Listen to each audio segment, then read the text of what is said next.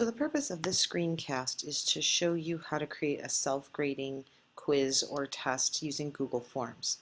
So the self-grading option is very new to Google Forms. They just kind of rolled it out this year, so I've been learning it myself at the start of this school year. It's actually quite simple. So the first thing I did was I made a demo test. Now to grade within Google Forms, you really want to do either multiple choice or true false. It has to be kind of a one or another type question. If you're going to ask free response questions, Flubaroo is probably your better option. But let me show you how I'm going to turn this into a quiz. So this is my demo, and what I'm going to do now is I'm going to go up to my settings, which is the gear right here. And you'll notice over here it says quizzes. And I can make this a quiz. Then I have some options. First of all, it says release grade. If you want your students to get their grade immediately, since it's self-grading, you can do that. Or you can release it to them later after you have a look over it. Sometimes people want to do this to see if one particular question really catches them. Maybe you might throw it out or something like that. Notice they can also see if they missed a question or if they got the correct answers. So if you don't want kids, talking between classes, you might want to take those off. So let's go ahead and save it, and let's watch what it does to my form. Now, you'll see if I click on it, down here it says answer key. So I click on this, and I have to assign it a point value. I find it's easier to use the arrows than like highlighting and entering it manually, but it depends on how high you want to go. So let's just make these like 5 pointers. And then I have to select the correct answer, so a mouse is a mammal. Again, then I'll come to this one, answer key, give it a point value, and pick the answer. And I'm going to go to my last one here, and answer key, point value. It's easy to forget that point value.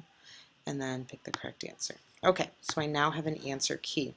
A couple other things before you assign this test or quiz. If I go back to settings, you definitely want to collect their email address so you know which student took it, and that way you can also kind of sort it by last name, so alphabetically, which works nicely with PowerSchool. I would definitely restrict it here. You might want to limit it to one response so they can't take it over and over again. Also, this edit after submit, you may want to have that unchecked. Now, if you want them to retake the quiz later, then you could click this and they could go back and change their answers. And you don't want them to see the summary chart because that'll show them what everyone answered, basically. So I'm going to save it. And now I'm going to go ahead and take it as a student. So I'm going to go to my preview. Here it is. And it's showing that it automatically collected my name. So even as a student, I don't have to type my name in there. I'm going to go ahead and answer. So a mouse, let's just say it's a reptile. True. And we'll just answer the wrong one here and submit. Okay, so it recorded my response. So I just kind of tested it out as the teacher. Let's go back to our main form and notice I have a response right here. And it will give you a little tour at first, but here's the individual, it starts on the summary. So there's one student who took it. My average, class average is 15, or 5 out of 15. It shows my median and the range, and you'll have a nice distribution here. I really like this one, the frequently missed questions. This is a great way to kind of check and see if there's a question that really hung up your students. And then you'll also see a list of your students and their scores. And notice it says that the score is not released. What this means is, as a student, I took it, but I haven't gotten my grade yet. When I click release scores, it will email the grades to all of your students so they know what they got.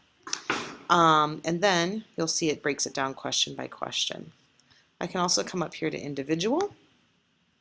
And notice it's my name. If I would have more students, I'd have a whole list here. And then it shows the breakdown there. So this is nice in here, right? But we have to get these scores eventually to PowerSchool. So what I recommend is over here. This creates a spreadsheet. And I'll create it. And let's see what happens when it creates that. So notice it shows me username, score, and then what were answered by each student. So this is nice because you can sort these then by student name, so that makes it a little easier because it's alphabetical. So that in a nutshell is how you can do a quiz or test using Google Forms.